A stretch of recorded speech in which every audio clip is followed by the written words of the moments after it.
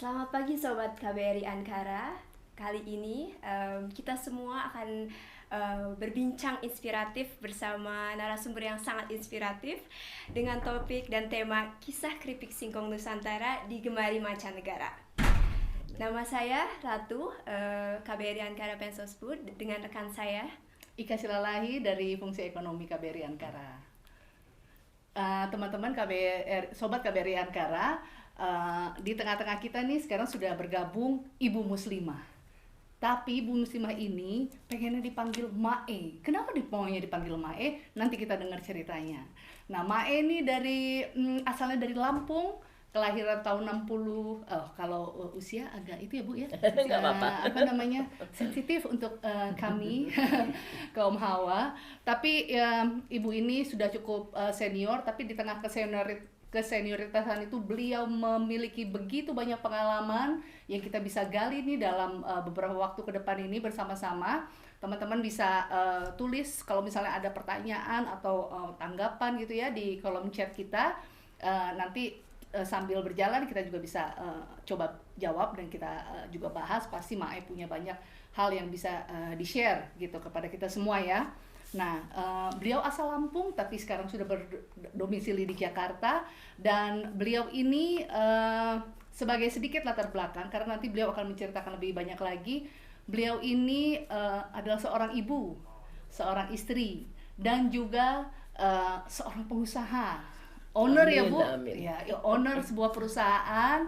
Dan yang paling membanggakan juga beliau ini adalah Purna PMI, pekerja migran Indonesia. Nah, berarti udah keliling dunia ya, ke luar negeri dan mencoba hidup di beberapa negara, bekerja gitu ya.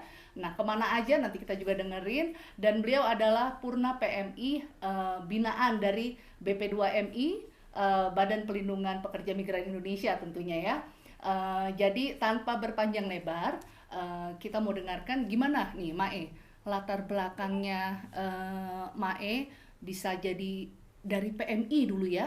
PMI kenapa mau ke luar negeri, terus waktu jadi PMI gimana, dan terus kok setelah jadi PMI jadi banting setir gitu atau balik kanan atau gimana nih jadi pengusaha dan bahkan motivator juga loh teman-teman ya. Baik. Jadi silakan Mae diceritakan. Baik.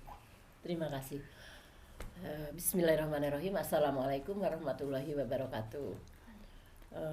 Pertama saya bersyukur kehadirat Allah Subhanahu wa taala karena sudah ada duduk di sini nih, pasti perjalanannya sangat panjang. Saya tidak bisa mengelis itu semua, tapi yang pertama saya ingin mengucapkan terima kasih kepada pemerintah Indonesia karena lewat dinas-dinas lah saya dilatih kewirausahaan sehingga ada di sini. Juga kepada Pak Dubes, Bu Dubes, saya ada duduk di sini, itu bersyukur sekali. Semoga apa yang diupayakan hari ini mendapat pahala dari Allah Subhanahu wa taala, karena ini adalah sebuah upaya bagaimana menciptakan lapangan kerja. Perkenalkan, nama saya Muslimah. Saya dulu pekerja migran Indonesia Brunei dan Kuala Lumpur. Saya juga ibu rumah tangga dengan 4 orang anak, 5 orang cucu.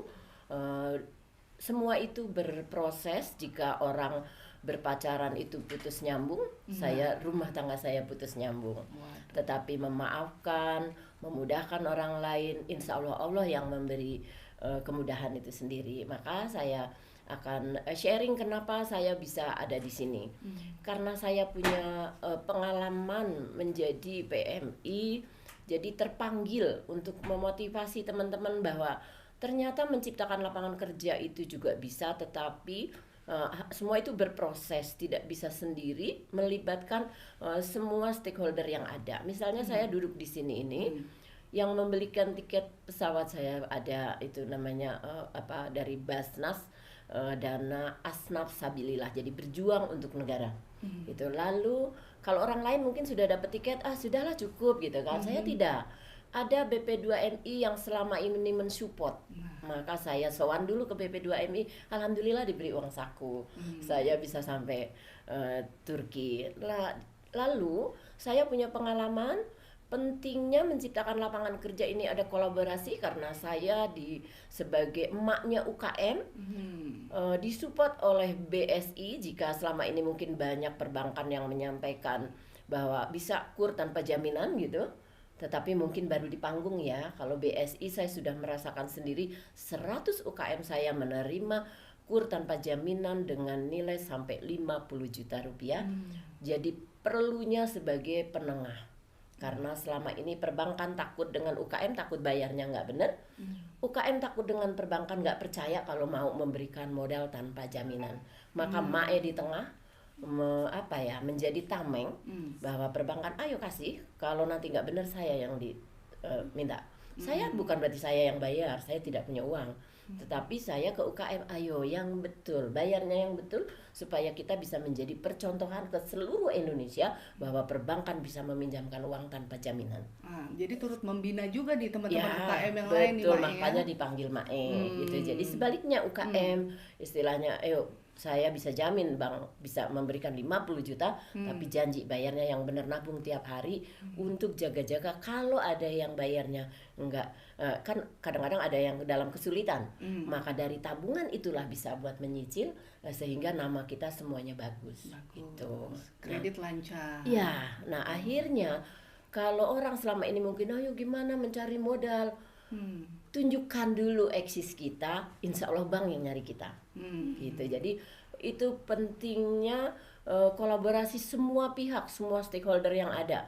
Nah, kesempatan ini saya pun mengucapkan terima kasih, banyak ilmu yang saya dapat ketika diklat sehingga saya selaku UKM dianggap naik kelas, tetapi tidak banyak